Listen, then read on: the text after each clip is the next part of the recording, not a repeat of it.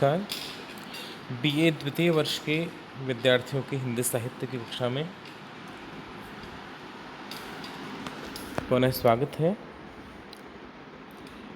हम महाकवि केशवदास विरचित रामचंद्रिका महाकाव्य के वे चयनित अंश जो रीति काव्य सुमन नामक पाठ्यपुस्तक में संकलित हैं उनका अध्ययन कर रहे थे। रामचंद्रिका की 16वीं प्रकाश से उद्धृत अंगद रावण संवाद का प्रसंग चल रहा था और रावण है वह अंगद से परिचय पूछ रहा था, कौन की सुत, और अंगद उत्तर दे रहा था, बाल की वह कौन बाली ने जानिए, कांख चापे तुम्हें जो सागर साथ नहात बखानिए।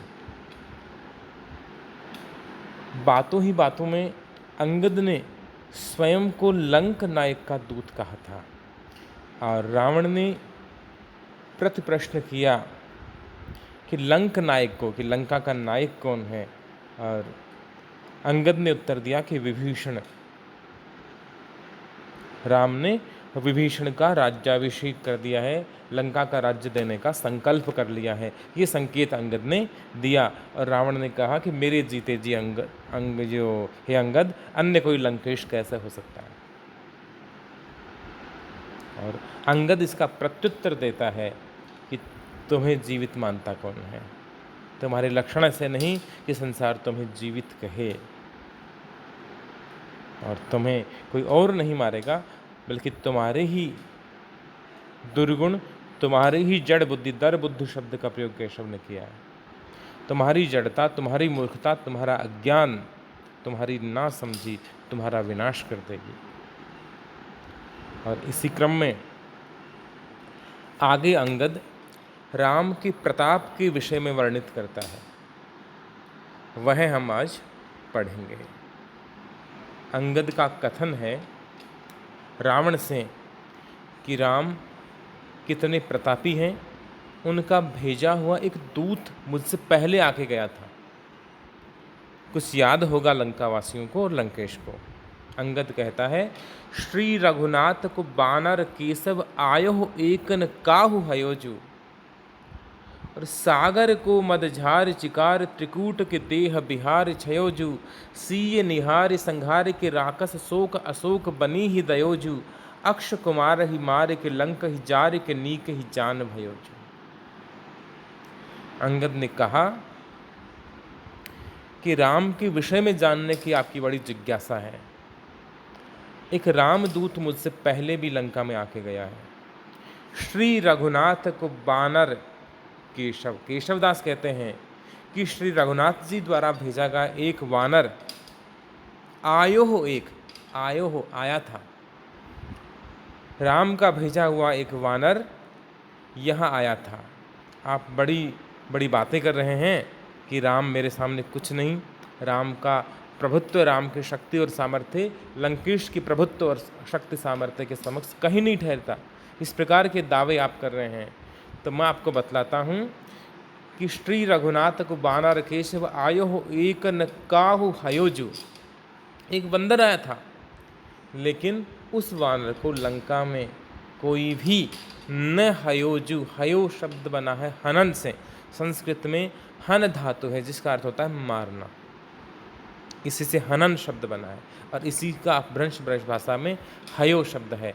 और ये जो प्रत्येक चरणांत में, चरण के अंत में जो जू शब्द आ रहा है, ये छंद की पाद पूर्ति के लिए, छंद के वर्ण पूरे जाए इसके लिए है। ये जो जी संबोधन है, हम राजा जी, भाई जी, ये जो जी संबोधन करते हैं आगे सम्मान सूचक, उसके अर्थ में यह है।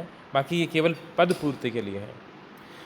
तो काहू न हयोजो, रघुनाथ जी का एक वानर यहाँ आया था, किंतु लंका का कोई भी व्यक्ति, कोई भी वीर उसे मार नहीं पाया। काहू न हयोजो। इतना ही नहीं किया, उसने कई काम किए।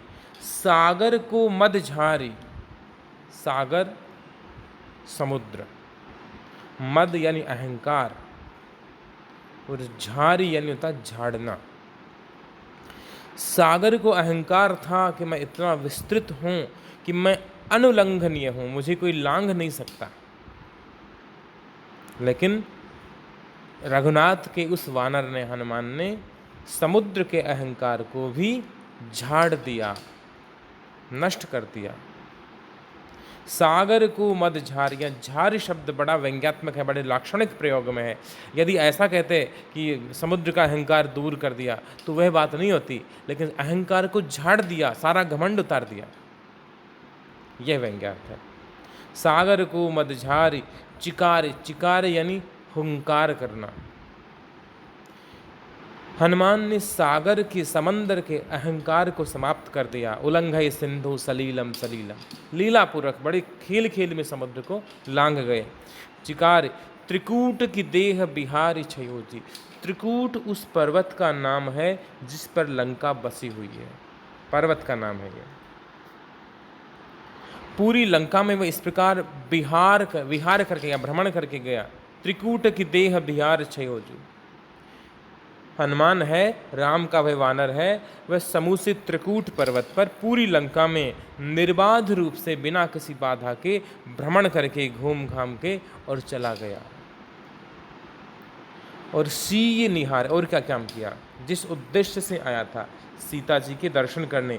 सीय निहार, निहार यानी देखना, सीता जी को देख करके, पता लगा करके, और संहार के राक्षस, और अनेक राक्षसों का संहार करके, और शोक अशोक बनी ही दयोजो, यहाँ बड़ा विरोधाभास का सौंदर्य है। अशोक वह होता है जहाँ शोक नहीं हो, जिसे शोक नहीं हो। रावण ने अपनी वाटिका का, उद्यान का नाम रखा अशोक वाटिका। अशोक का अभिप्राय जहाँ शोक नहीं, जहाँ दुख नहीं, जहाँ पीड़ा नहीं, जहाँ कष्ट नहीं, वेदना नहीं। लेकिन यह बात तब तक लागू थी जब तक हनुमान आए नहीं थे। और जब हनुमान अशोक वाटिका में आए, माता सीता के दर्शन किए, और उसके बाद जब उन्होंने उदर पूर्ति की आज्ञा चाहिए, ये लागे देख सुंदर फल रूखा, सुंदर सुंदर वृक्षों पर जो अच्छे अच्छे फल लेकर मुझे भूख लग गई, माँ मुझे आज्ञा दें कि मैं फलाहार कर सकूं। तो सीता जी की आज्ञा लेकर फिर जो कुछ घटनाक्रम हुआ, उसके बाद अशोकवन अशोक नहीं रह पाया। उस अशोक वन को हनुमान ने शोक के सागर में डुबो दिया। शोक अशोक बनी ही दियो थी। जो अशोक है वह शोकग्रस्त कैसे हो सकता है, विरोधाभास है। किंतु वास्तव में देखें तो अशोक वन को भी हनुमान जी ने शोक सागर में डुबो दिया। सब जो रक्षिकाएं, सारे रक्षक भयभीत हो गए। कछु मारे से कछु मर्दसी, कछु मिलिए सी धरिधोर, कछ पुनि जाए प्रकार सी, प्रभु मरकट बल भूर। कुछ को मारा, कुछ को मसल दिया, कुछ को मिट्टी में मिला दिया, और कुछ जो बचे खुचे थे रावण से जाके पुकार करते हैं कि जो वानर अशोक वाटिका में आया है वह कोई सामान्य वानर नहीं है। और हनुमान के जाने के बाद उनका आतंक है वह इससे परिलक्षित होता है। गर्भ स्रवै सुनिश्चर नारी, तो निशाचरों की नारियां हैं, राक्षसों की जो स्त्रियां हैं, उनकी गर्भ स्रवित हो रहे हैं, गर्भपात हो रहे हैं हनुमान की हुंकार से, भय से। तो अशोक वन है, उसे राम के उस दूत ने शोक के सागर में डुबा दिया, शोक मग्न कर दिया। अशोक वनी ही यानी वाटिका। अक्ष कुमार ही मार के, और इतना ही नहीं, जो अक्षय कुमार है रावण का पुत्र, जिसका नाम है अक्षय, जिसको कोई क्षति नहीं पहुंचा सके, उस अक्षय कुमार को हनुमान जी ने ऐसी क्षति पहुंचाई कि बाद में वह पुनः उस क्षति की पूर्ति नहीं कर पाए, कोई नहीं कर पाया, मृत्यु को प्राप्त हो गया। अक्ष कुमार ही मार के लंक ही जार के, नीके ही जान भयो। नीके ही यानी भली भांति, बिना किसी नुकसान के, जैसे आया था वैसे के वैसे अक्षय कुमार को मार के, लंका को जला करके, और नीके ही स्वयं को बिना किसी प्रकार का नुकसान उठाए, बिना किसी प्रकार की क्षति उठाए, नीके ही जान भयो, जो जान भयो चला गया। ये लंकेश, राम का प्रताप तुम इतने से समझ जाओ कि उनका एक बंदर आया था, और जिस लक्ष्य को लेकर आया था वह लक्ष्य पूरा करके, सीता का दर्शन करके, सीतान्वेषण करके, और अपनी वीरता और रामादल में किस किस प्रकार के वीर हैं उसका परिचय दे करके, और बिना किसी नुकसान के स्वयं वापस चला गया। अगला छंद है गंगोदक छंद। इस छंद में अंगद रावण को सलाह दे रहे हैं, परामर्श दे रहे हैं कि रावण को राम की शरणागति प्राप्त कर लेनी चाहिए, राम की शरण में चले जाना चाहिए। अंगद कहते हैं राम राजान की राज आए यहाँ धाम तेरे महाभाग जागे अबे देवी बंदोदरी कुंभकर्णादि दे मित्र मंत्री जिते पूछ देखो सबे राखी जी जाति को पाति को वंश को साधि जे लोक में लोक पर लोक को आन के पापरो देसुल कोसुल आसो ही ईस सीत ही चले ओक को।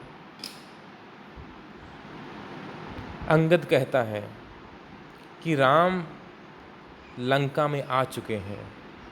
सागर सेतु बंधन के बाद, समुद्र पर राम सेतु बनाने के बाद राम दलबल सहित लंका में आ चुके हैं।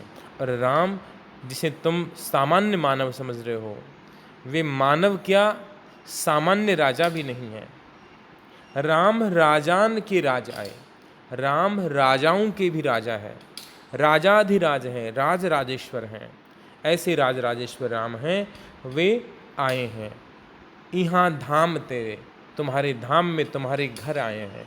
राम हैं, कोई जन्म जन्मांतर तक तप करे उसे नहीं मिलते, और वे ही राम स्वयं तुम्हारी लंका में चले आए हैं। तेरे महाभाग जागे अबे, ये तुम्हारा बड़ा सौभाग्य है, इसे तुम अपना बड़ा सौभाग्य समझो। और मेरी बात पे विश्वास नहीं हो तो देवी मंदोदरी, तो अपनी पत्नी देवी मंदोदरी को कुंभकर्णादि, तुम्हारे जो भाई हैं कुंभकर्णादि, दे मंत्री, तुम्हारे जो अन्य मित्र मंत्री, तुम्हारे मित्रगण हैं, तुम्हारे मंत्री हैं, जितने भी लोग हैं जिनको तुम सुयोग्य समझते हो, समझदार समझते हो, मित्र मंत्री जिते पूछ देखो सबे। अगर मैं झूठ कह रहा हूँ तो उनसे पूछ के देख लो, मेरा कहना सत्य है। राखी जी जाति को पाति को वंश को साधि जी लोक में परलोक परलोक को। हे रावण, यदि तुम राखीजे, यदि रखना चाहते हो, बचाना चाहते हो, रक्षा करना चाहते हो, किसकी जाति को, तुम अपने राक्षस जाति की रक्षा करना चाहते हो, पाति को, अपने जो बड़े बड़े योद्धाओं की पंक्तियों की रक्षा करना चाहते हो, कि तुम्हारी लंका में बड़े बड़े योद्धाओं की कतारें उसी प्रकार रहें जैसे अब तक रही हैं, तो राखी जी जाति को पाति को वंश को, यदि अपने वंश की रक्षा चाहते हो, और इसके अलावा एक बड़ा लक्ष्य है, साध जी लोक में लोक परलोक को, तुम इसी लोक में रहते हुए, कहते हैं कि स्वयं के मरे बिना, आप मरे बिना स्वर्ग नहीं मिलता, लेकिन तुम्हारे लिए अवसर है, तुम इसी लोक में रहते हुए लोक और परलोक को यदि साधना चाहते हो, तुम अपना इहलोक और परलोक दोनों सुधारना चाहते हो, तो एक उपाय है, अवसर तुम्हारे समक्ष स्वयं उपस्थित हुआ है। तुम क्या करो, आन की पाँ परो, आकर के और पाँ परो, पैर पर जाओ, देश ले, अपने देश को, अपने देश का लंका का राज्य लेकर के, कोश ले, अपने समस्त संपत्ति लेकर के, और आसु ही, अपनी आसु ही यानी शीघ्र ही, आसु ही शब्द का अर्थ है शीघ्र, जल्दी, जो तुरंत कविता करते हैं उसे आशु कवि कहते हैं। भगवान शिव का नाम है आशुतोष, जो शीघ्र संतुष्ट हो जाए, तो आशु यानी शीघ्र, जल्दी, तुरंत।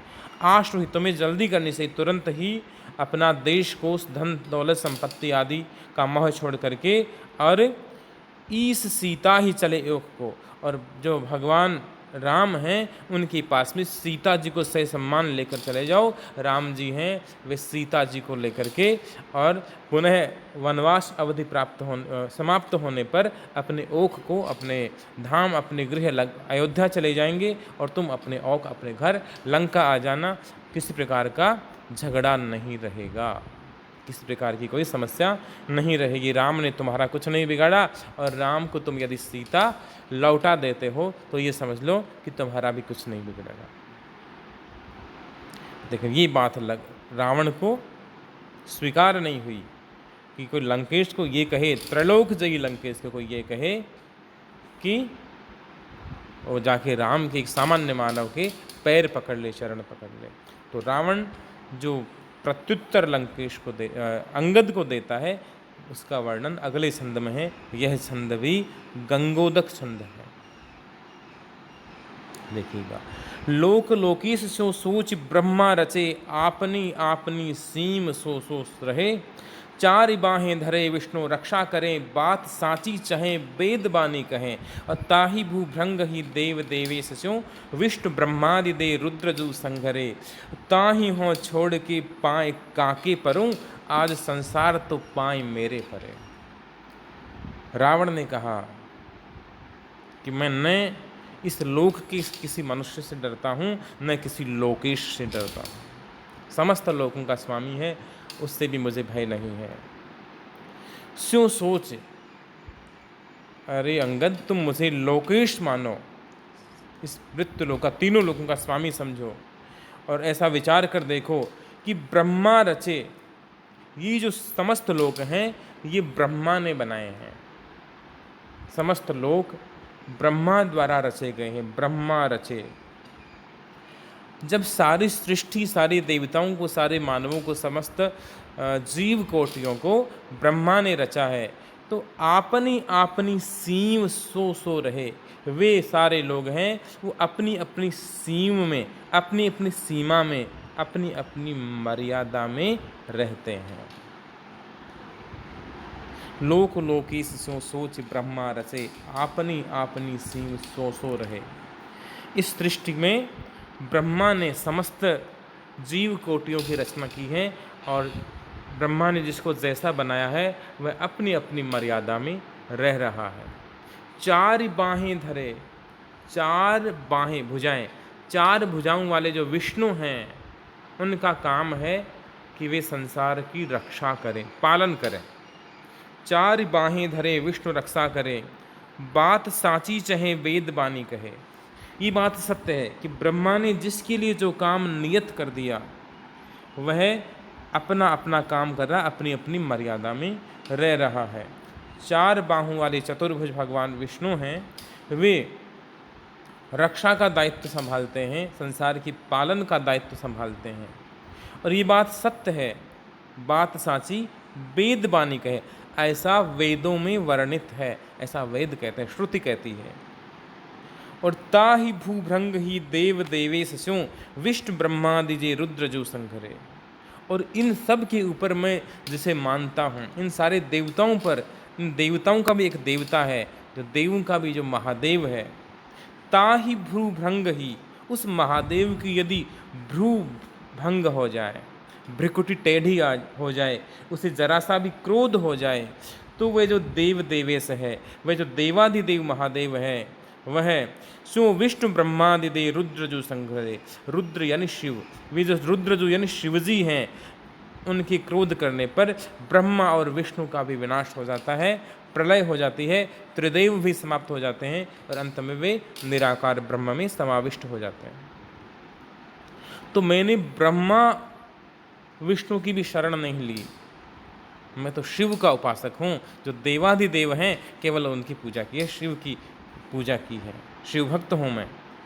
तो जब मैंने ब्रह्मा की शरण नहीं ली, जब मैंने विष्णु की शरण ली, उनके पैर भी मैं नहीं पड़ा, तो ताहि हों छोड़ के पाए काके परों, मैं ब्रह्मा और विष्णु तक के जो त्रिदेव हैं उनके चरण नहीं पड़ा, तो उनको छोड़ करके बताओ किसके पाँव पड़ो, तो मुझे किसके पैर पकड़ने के लिए कह रहे हो। आज संसार तो पाए मेरे पड़े, तुम देख नहीं रहे हो, तुम्हें पता नहीं है, तुम्हें खबर नहीं है कि आज तो पूरा संसार मेरे पाँव पड़ रहा है। बताओ मैं किसके पाँव पढ़ो और क्यों पढ़ो। मैं लंका का अधिपति हूँ, मैंने त्रैलोक्य जीत लिया है, मैंने तीनों लोक जीत लिए हैं, मैंने शिव को प्रसन्न कर लिया है, मैंने शिव को अपने अधीन कर लिया है, और उसी के फलस्वरूप मुझे असीम शक्ति प्राप्त हो गई है। धन्यवाद। शेष अंश हम अगली कक्षा में पढ़ेंगे।